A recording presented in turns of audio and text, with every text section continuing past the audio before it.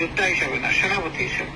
Thank you. আমি আপনাকে কৃতজ্ঞতাটুকু জানাতে অনেক দেরি করে ফেললাম। জামাতে আমির বলেন, আমরা সেই দিনটি দেখতে চাই যেদিন খুনিরা কাঁদবে আর মজলুমরা হাসবে। বিশিষ্ট কলামিস্ট, অনলাইন অ্যাক্টিভিটিস ও মানবাধিকার কর্মী মিনা ফারাহকে ফোন করেছেন বাংলাদেশ জামাতে ইসলামীর আমির ডাক্তার শফিকুর রহমান। এ সময় তিনি কঠিন সময়ে পাশে থাকার জন্য মিনা ফারাহর প্রতি কৃতজ্ঞতা জানান। একই সঙ্গে তিনি বলেন, কামরুজ্জামান মানুষ মারে নাই, আমি মিথ্যা সাক্ষী না দেওয়াই তারপর থেকে আমার উপর মামলা করা হয়।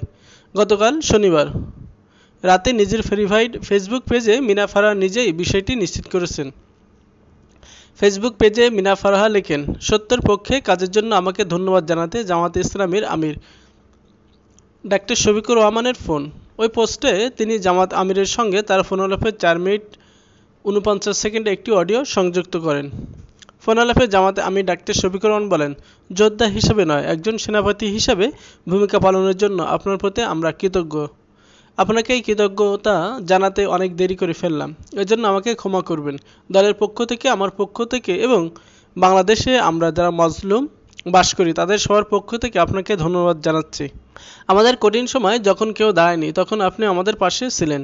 আপনার এই ঋণ আমরা কোনোদিন পরিশোধ করতে পারবো না। এই সময় মিনা ফারাহ জামাতে আমিরকে ভাই সম্বোধন করে বলেন, জামাতের এত বড় একটা জায়গা থেকে আপনি আমাকে ফোন করেছেন, এজন্য আমি কৃতজ্ঞ। আজকে আমি খুব শান্তি পাচ্ছি। 2011 সালে যখন আমি অত্যাচারী স্বৈর শাসকের বিরুদ্ধে প্রথম লিখি, তখন আমার বাড়িঘর ব্লক করে দেওয়া হয় এবং আমার দেশে ফেরা বন্ধ করে দেওয়া হয়। মিনা ফারাহ আরও বলেন, জামাতে নেতা কামরুজ্জামানের বিরুদ্ধে সাক্ষী না দেওয়ায় আমাকে এত হয়রানি করা হয়েছে। আমি এখন দেশে যেতে চাই এবং তাদের বিরুদ্ধে সাক্ষী দিতে চাই। ইন্টারপোলের মাধ্যমে সাবেক প্রধানমন্ত্রী শেখ হাসিনা ও সাবেক প্রধান বিচারপতি এস.কে. সিনহাকে ফিরিয়ে এনে তাদের গণহত্যার বিষয়ে মুখোমুখি করা হোক। শেখ হাসিনার গণহত্যার বিষয়ে আমি একজন সাক্ষী। মানবাধিকার কর্মী মিনা ফারাহ বলেন, কামরুজ্জামান মানুষ মারে নাই, আমি মিথ্যা সাক্ষ্য না দেওয়ায় তারপর থেকে আমার উপর মামলা করা হয়। এসব বিচারের জন্য ট্রাইব্যুনাল গঠনের আহ্বান জানান তিনি। এ সময় জামাতে আমির বলেন, আমরা সেই দিনটি দেখতে চাই যেদিন খুনিরা কাঁদবে আর মজলুমরা হাসবে। মিনা ফারাহ আরও বলেন, জামাতে নেতা কামরুজ্জামানের বিরুদ্ধে সাক্ষী না দেওয়ায় আমাকে এত হয়রানি করা হয়েছে।